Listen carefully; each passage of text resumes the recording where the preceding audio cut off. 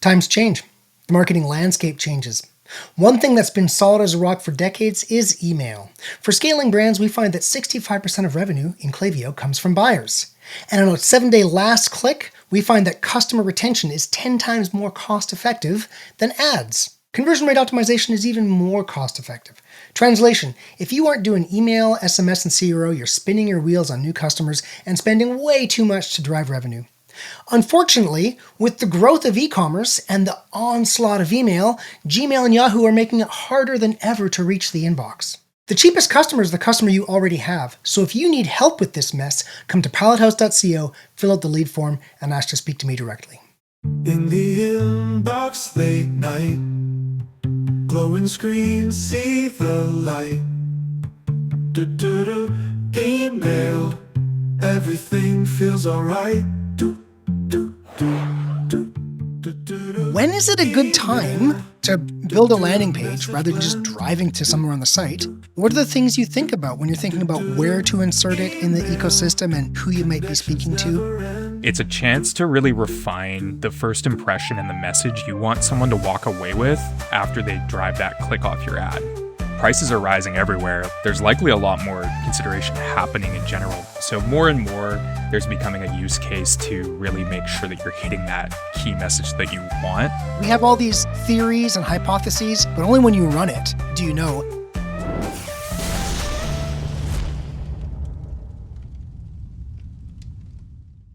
It's the world's best email and retention podcast, and I'm your host, Jordan Gordon. We are a member of the DTC network of podcasts and the philosophical home of the Pilothouse email and customer retention team. If you want to make the sweet nectar of low-cost revenue a large part of your digital ecosystem, then follow us on your favorite podcast app today. This time, I am joined by Taylor Cain, who is an e-com strategist here at Pilothouse.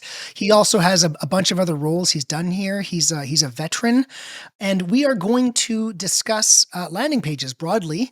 So before we jump into it, hey, Taylor, great to have you on the pod. And why don't you tell us a little bit about your path that brought you to Pilothouse and introduce yourself to the audience? Yeah, thanks for having me, Jordan. It's great to be here. I've been in marketing about a decade, got my start in the affiliate space, doing a lot of fun app advertising type stuff, and then wanted to get into the fun world of e-com and D2C, and jumped over to the Pilothouse team back in our early days. And since then, held a number of roles. My main background has been on the media side, the performance delivery and media buying side of things, but I've also been pretty heavily involved in a lot of our CRO philosophy and understanding a lot of different technical type roles too, and being involved in supporting our team when it comes to that, and as far as driving growth for the brands we work with. There are actually a lot of people around here who got kind of that start doing kind of app affiliate stuff. It's like maybe a Victoria, BC kind of thing. But yeah, lots of guys, I'd say, in your kind of age group. I remember some time ago, I was an affiliate manager for a year or something like that along in my career. It just fell in my lap, but certainly not really my thing at all. But I do recall when there was a little chat going around at a party when someone said, hey, someone made $1 million selling the Make It Rain app, where you hold your phone up and you go like that. And if you go like that fast enough, you make it rain, and the phone, and they sold $1 million worth of apps. That's crazy. I mean, I still remember like one of my formative experiences in tech as a kid, or like in middle high school, was when like early iPhone days, like with the beer app, like just drinking like that thing, like with my friends. So that's hilarious. I love that someone profited that heavily off that. Oh, there's so much garbage online, right? Anyway, like the reason that I had you on here, I guess, let me just intro a bit out there in audience land. As everyone knows here, recently our team kind of merged together with the existing CRO team at Pilothouse. And what do I bring to that? I've been working on websites in one way or another for 25 years, but we got some people on the team who've been, grinding very specifically at Pilothouse. And as I was kind of getting abreast of all this, of course, I noticed that we've got a team that has been just quietly and steadfastly producing hundreds of landing pages a year. And also, Taylor, I mean, just even from a recent meeting we were on, people were exemplifying you as someone, you and your team are just great at kind of briefing for that and figuring out where, it can go fit into a digital ecosystem, who you'd be talking to. And I don't bring too many Pallet House people on the show because I don't want to. I already talked my own book enough. But in this case, it'd be nice to bring you on here to help our audience think about when is it a good time to build a landing page rather than just driving to somewhere on the site, and kind of and beyond just when is it the right time, what are the things you think about when you're thinking about where to insert it in the ecosystem, and maybe who you might be speaking to. So really broad question, when and why would you start building a landing page? I think it's nice to start with the who, because like a lot of my background comes from paid social specifically, where you are at the heart of it, disrupting someone's journey and then bringing them into your brand experience, trying to make them understand like why they should really engage with you and purchase from you ultimately, especially if they had no idea who you were from a prospecting perspective. So a landing page, it's a chance to really refine the first impression and the message you want someone to walk away with after they drive that click off your ad, because your ad is going to engage them in some way or another. When they go to the next step, they want to understand a little bit more. And there are cases where, it makes sense to go to the website and give them a broad shopping experience directly and try to capture them there. But there are also cases where you might have a message that it's harder to have that come across super clearly unless you direct them through it. And then you want to guide them through a very sequenced or designed flow. That to me is really what is at the crux of it when you go from who you're speaking to and kind of where you go there. So that's the challenge with it. There's a lot of different places people come from, right? Like it might be their second touch point. It might be their fourth touch point. You might have a really high consideration product. You might have like a very quick buy, quick fire decision product. And that's when there's a lot of nuance that comes into this, and understanding what is the checklist you should go through to determine if a landing page makes sense to test, given the investment in building it as well. Yeah, and you said this phrase there that I noticed, disrupting their journey. And so ultimately, this is like saying we're going to add a click before they get to the PDP or the category page or whatever it is. The conventional wisdom is remove all the clicks. That's what one-click shopping is. One-click shopping is remove all the clicks and get them to buy in a click. And so in some cases, it's a quick buy. In some cases, it's a lot of consideration. My guess is if it's a lot of consideration, that's probably where you'd be more likely to use a landing page. Is that right? Correct. Yeah. And I think with like when you think of the ecosystem for the broad consumer nowadays too, like prices are rising everywhere. Like when you think of purchasing power and how that's changing for people, there's likely a lot more consideration happening in general. Brands also typically want to run at higher prices because it gives you more flexibility with your margins and whatnot too. So more and more, there's becoming a use case to really make sure that you're hitting that key message that you want right away. The nice thing about a landing page is it provides you with that level of flexibility to be able to say, hey, here's my homepage. Here's the message on my homepage. It's kind of our it might be our brand identity or something, but I want to be a little bit more direct response when I'm coming off that disruptive ad journey. So I'm going to take that and tweak it and massage that messaging to be a little bit more direct, knowing that I need to really get this key point across, or I want to test this key point relative to it to see if that resonates. And so that's usually where that starts to come into play. Yeah. So you mentioned the homepage there, and this is actually everybody out in audience land. There's something I've been putting together that I want to bring to you.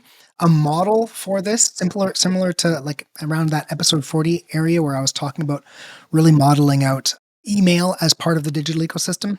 So this is a little piece of that that's coming to you, but let's just talk about homepage for a second. And let's say that two very core functions of homepage were to, and maybe one's above the fold and one's below the fold, right? But show the key product and drive to the PDP. And then the next one would be like maybe something like explain the brand promise, maybe more lifestyle imagery, and drive to a top category page. And so, on that one, you're letting them self-select. On one, we know we want them to buy this product. That would be like the simplest, most basic kind of journey that you'd be doing off homepage. That above the fold on the homepage, you're really only getting like a headline. Maybe you're going to squeeze in a subhead. Maybe. It gets a lot of traffic though. Tons of traffic to the homepage. So when you've got scarce resources, is there a way that you're going to, because there's so much free traffic to that homepage, is there a way that you think about, hey, when is it actually, should we be kind of refurbishing what we already got, rather than doing this separate path? Yeah, and I think the easiest way to look at it is I'm a numbers guy, like coming from a media buying background. So I always start with what are my core KPIs looking like and what can I influence? So, your standard ones like your traffic cost, your conversion rate, and your AOV. Because like when you're thinking about like what you're getting out of that, those are the ones to combine.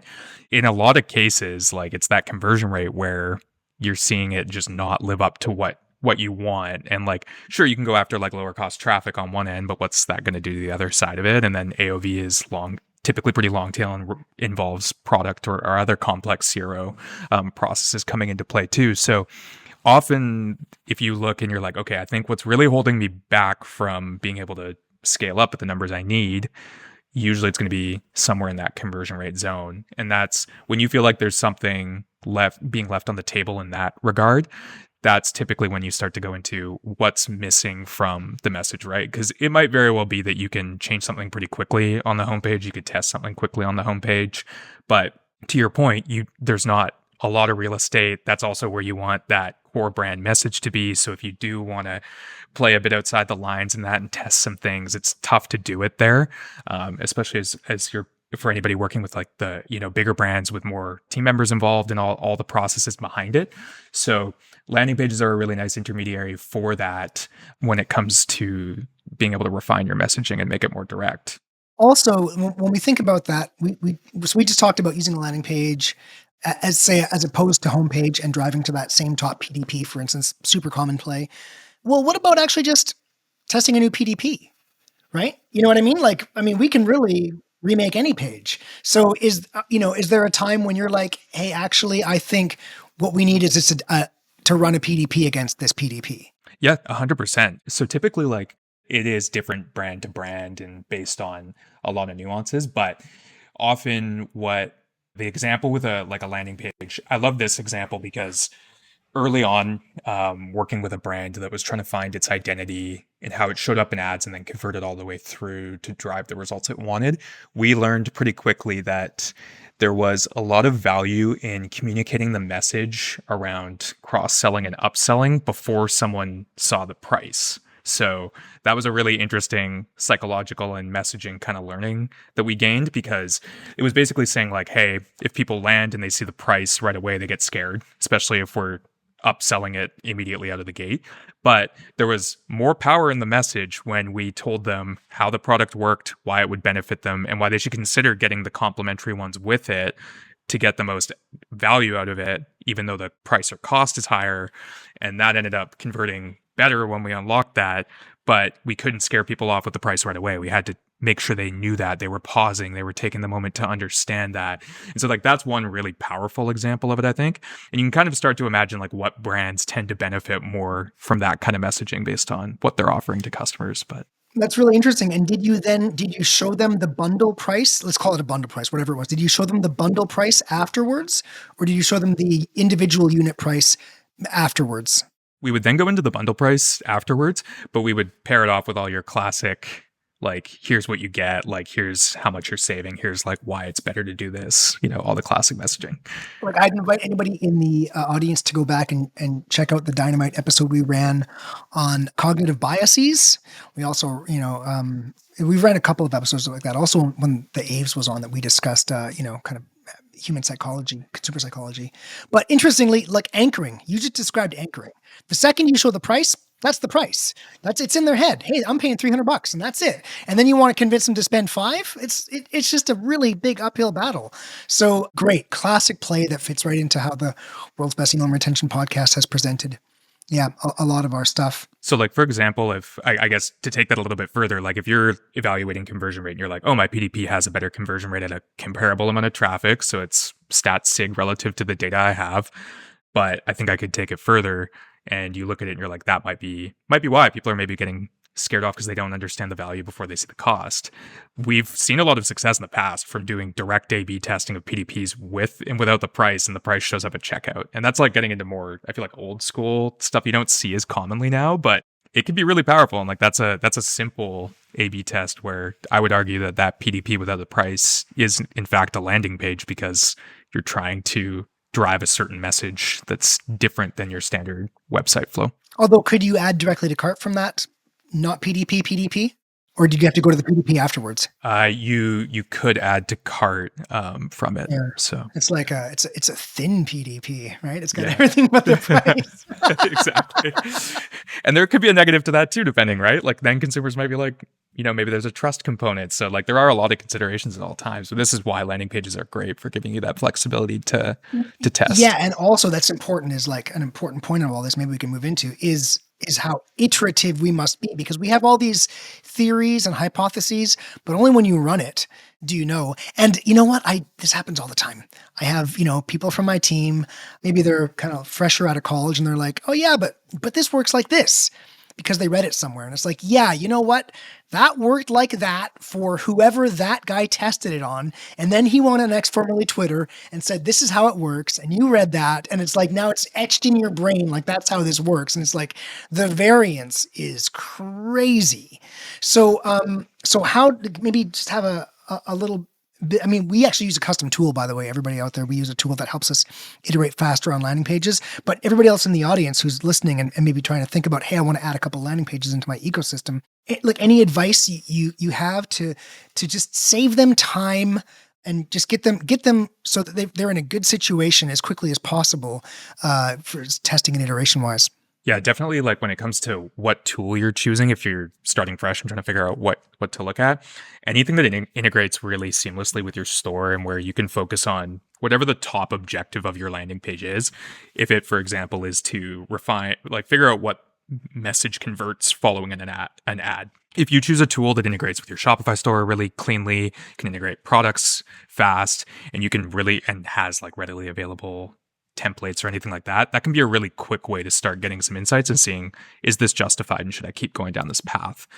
Is it going to drive a big enough difference to performance? I think eventually as you go forward, there's a lot more you can do. And as brands continue to get bigger and bigger, they tend to dive into those crazy customizations, lots of different cool features, which can be powerful at the right time and place. But really my POV, it all starts with what your core objective is and what your why is for creating it. And you can ask yourself that by reviewing it and going through the standard process to look at why you think things are working or they aren't, and then go from there. And if you're looking for like a quick landing page message kind of starting point, a lot of the time, like the types of messages you hear about in CGC video or UGC video, they can translate to landing pages too, and you can turn it into a very clean reading experience where someone goes down the page. So like a certain number of reasons why kind of landing page, I've seen that consistently beat home pages out from a conversion rate perspective. Which one is that?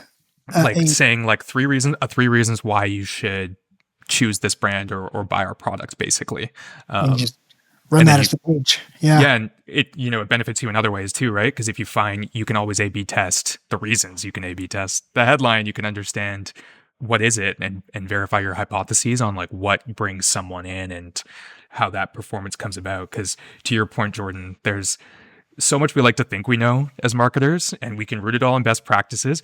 But time and time again, I will find that like running an ad for a certain product that then links out to like, you run an ad for a certain product. It might be like a really fun color of the product or a really fun like new product. And then people go and they buy a different product and you see the sales spike for something else. And you're like, okay, we just learned something really interesting and it was not what I thought or intended. And like, it's an ego check every day, right? It's especially one of the things that I enjoy about this podcast is really trying to boil down what we do in theory. One, because this podcast, we talk quite openly. I said this, we talk openly about a lot of the stuff that we do.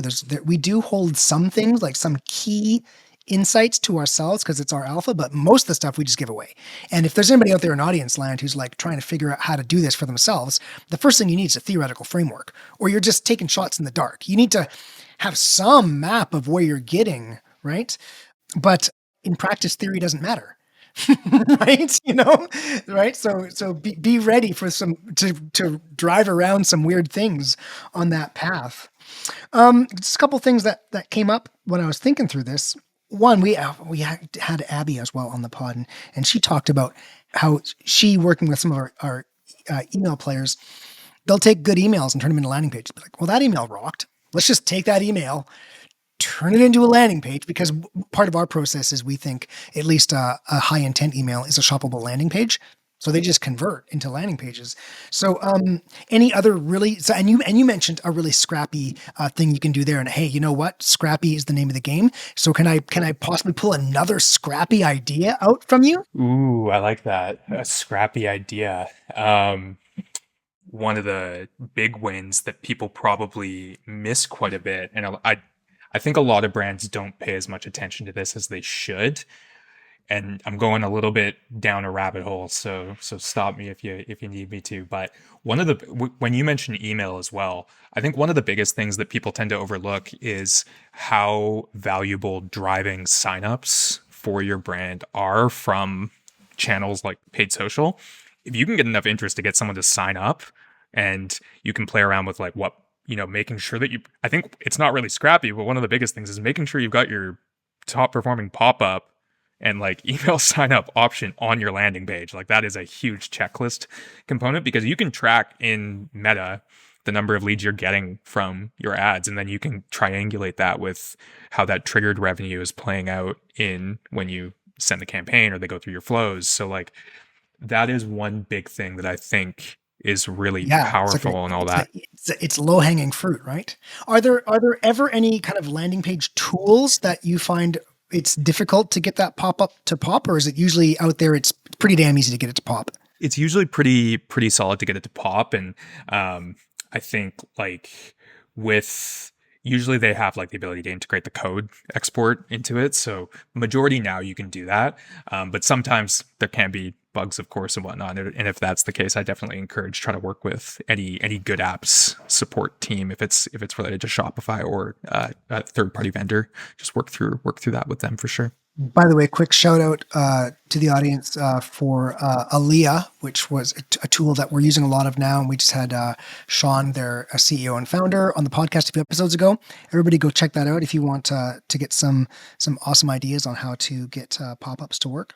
No financial relations. He didn't pay to be on the podcast, everybody. I brought him on because we use the tool, right? And we're happy with it. So I'm just sharing that with you for the good of e-commerce in general.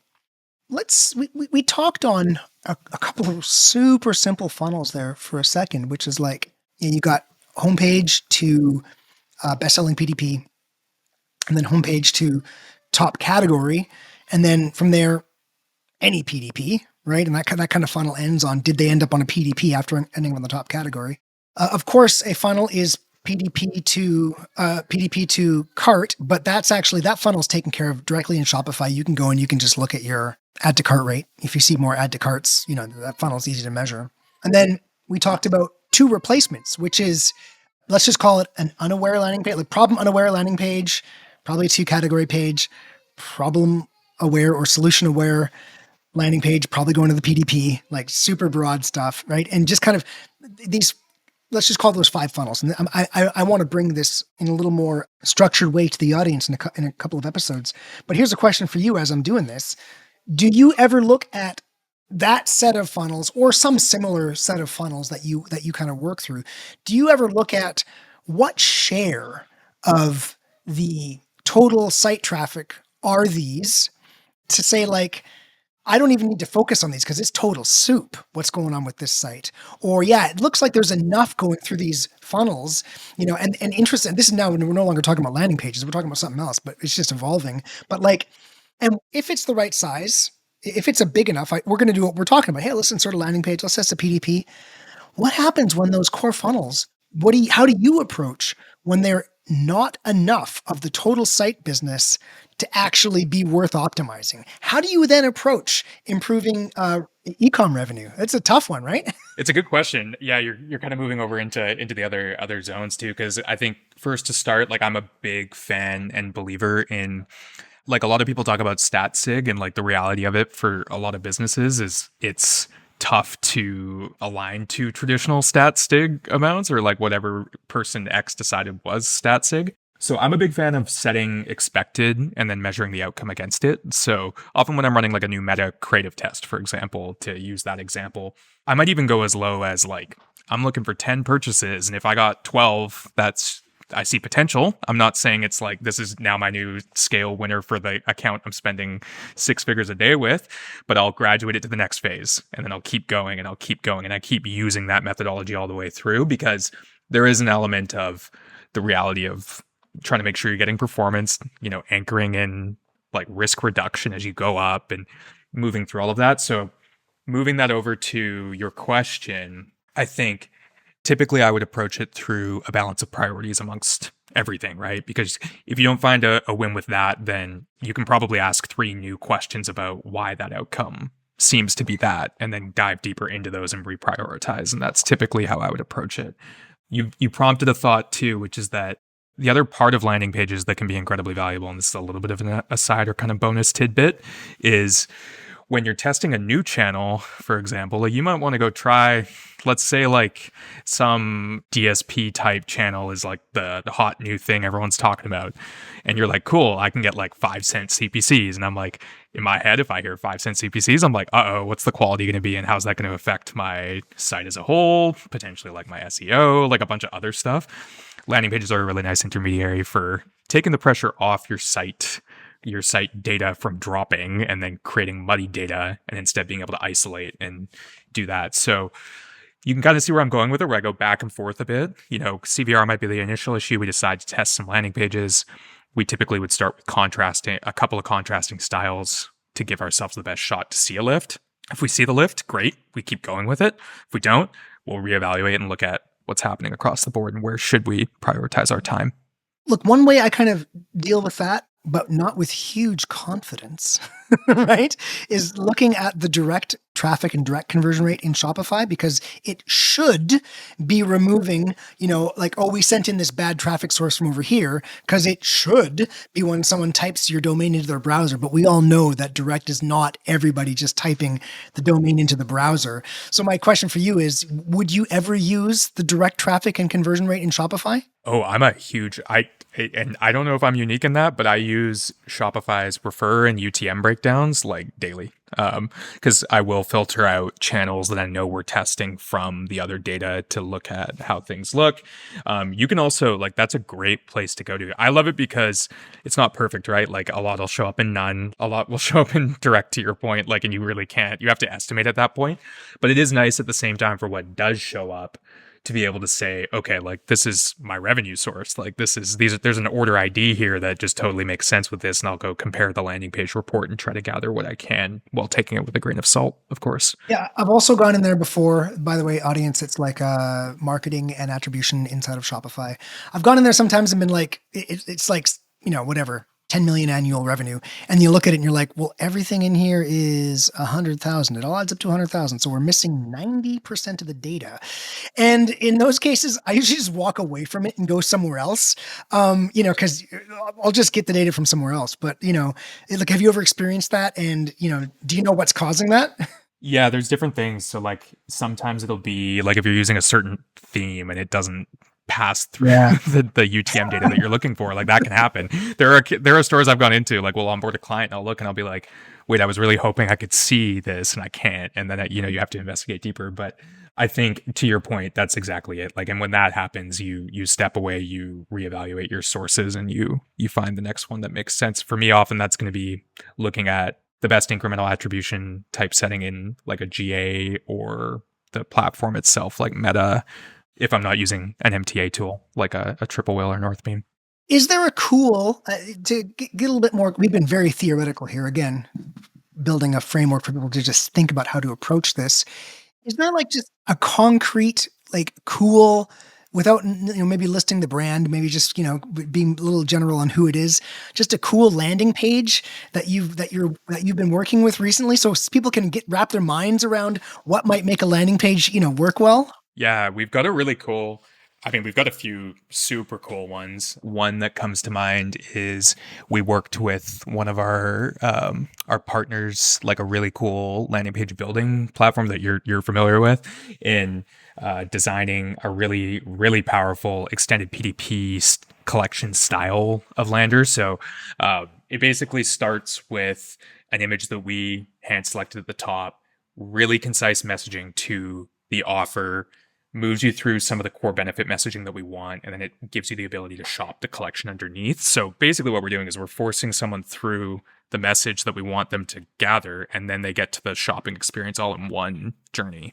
which is really powerful. So that's one of my favorites. Another one is like we rebranded a top landing page that was beating the homepage for another client that started performing twice as well, like from early signal, which was super cool. So updated the imagery with a messaging concept that we knew worked to really bring in some really cool lifestyle components. So yeah, there's a lot you can do. Was that first landing page you discussed? Was that built on niche? Is that what it was? Yeah. Yeah. So I mean, yeah, definitely. I've told the audience that we use that tool. Yeah. What you just described is like, I mean, that's very functional. So can I to just really think about some of that stuff you said was quite fast, but it's basically a super functional landing page is what allowed you to win by having it shoppable, but also tell the story, and load fast. Is that kind of correct? High level? Yeah. Yeah. Keeping it all in one place, but then allowing you to get what you need to confidently make a shopping decision when you get to the shopping area, all while maintaining it, like not adding too many clicks to make it a painful experience. And what do you think? Do you think, is it true that headlines get read, subheads get skimmed, and paragraphs get skipped? I think so. That's what I do. Just an anecdote, but I think it's true. We also back in the day, I used to do a lot of work using like heat mapping tech and taking a lot of time to review it. And it was always really interesting. Like I saw that was true, and you could see where people were spending. Like that's another kind of tidbit in case people are wanting a more visual viewpoint of why something is or isn't working. There were moments where we would kill a section of a long form landing page because we saw people were moving really fast past it. They'd skim it. They weren't interested, and it was just adding friction, and performance would improve when we removed it. So like that's another powerful tool at your disposal.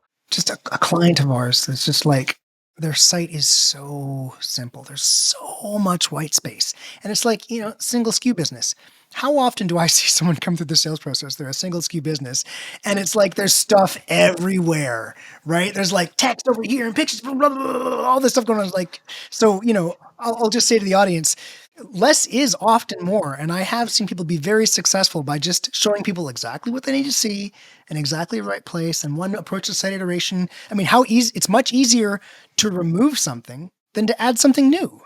Right? So if you were looking for a real easy way to optimize your site or your landing pages, just look for the stuff to take out. It's so quick. So what you've said is just sage. And again, we've discussed this a bit in the pod before, but about primary and secondary choke points. I'd love to, maybe you have some tidbits on this to share a bit. But primary choke point, if we think homepage, category page, PDP, cart checkout, primary choke point is they must click on add to cart. They must click on this button. They cannot progress without passing the primary choke point. Secondary choke point is, and this is again theoretical, but if people use this, I think it'd be very powerful for their optimization process. Secondary choke point is the place on the site, other than the primary choke point, that drives the most attention in heat mapping, which could be a good thing or a bad thing, right? It could be like they're focusing on something that's actually harming conversion because it's distracting them, right? Or it could be that, hopefully, your kind of search filters are a secondary choke point. If they're not, it's like, are people actually filtering properly to find what they're looking for? So yeah, I wonder, if you had if that made anything come to mind on how you might use that model to improve, some aspect of a website or a landing page. It did, because when you think about trying to assign KPIs to understanding that more, you raised a really good point that by removing that part of the page that I mentioned, we might very well also skip, someone might skim anyways, and they might just want to feel more comfortable by skimming and seeing all this stuff that reviews, it verifies that this is legit, and depending on your audience, all that kind of stuff, right?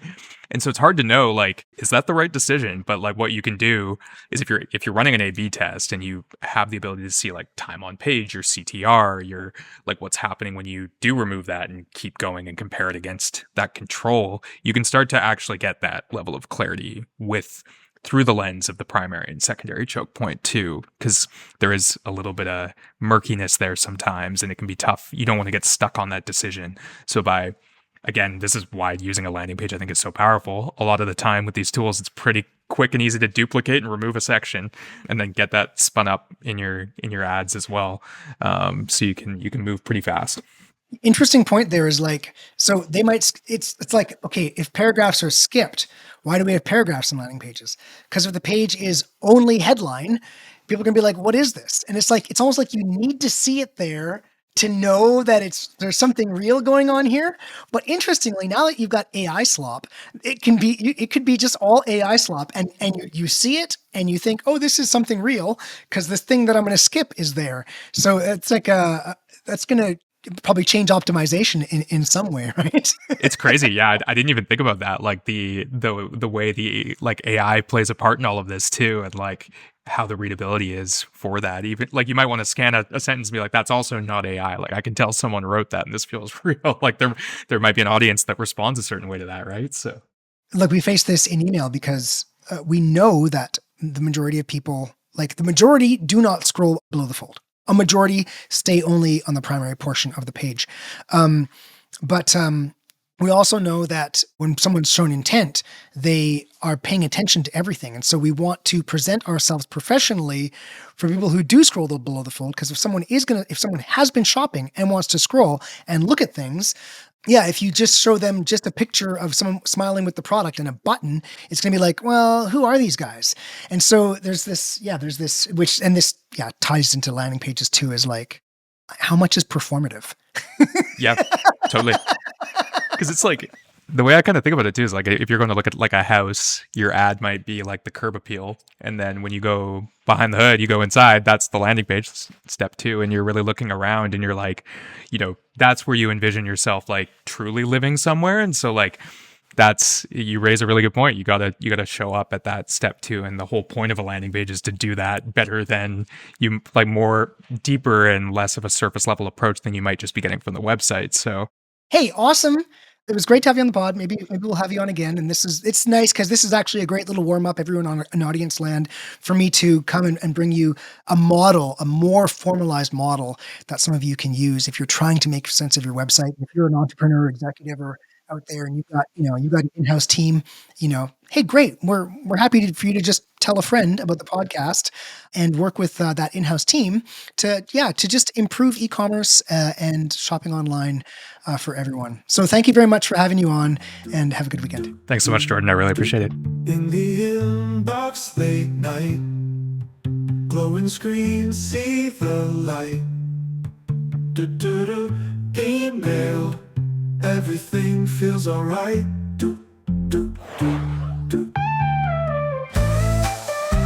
Hey, entrepreneurs and spammers.